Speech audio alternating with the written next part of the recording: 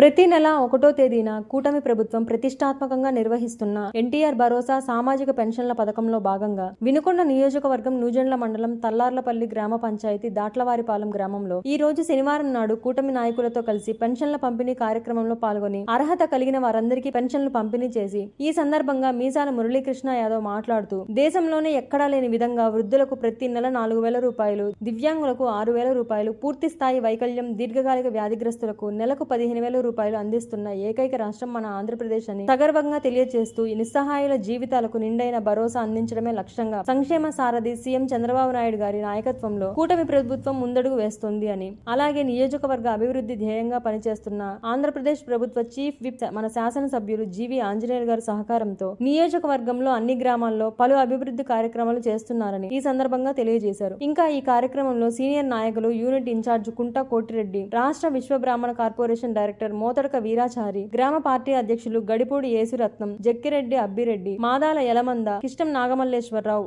ఆళ్ల Gurava Reddy, Maddireddy Keshavareddy, Ravulapalli Gopi, Panchayati Raj AE అల్లా బక్షా గారు, నూజెండ్ల మండలం Telugu Desam party అధ్యక్షులు గంగినేని బాబు గారు, తెలుగుదేశం పార్టీ నాయకులు, సచివాలయం సిబ్బంది కార్యక్రమంలో పాల్గొన్నారు.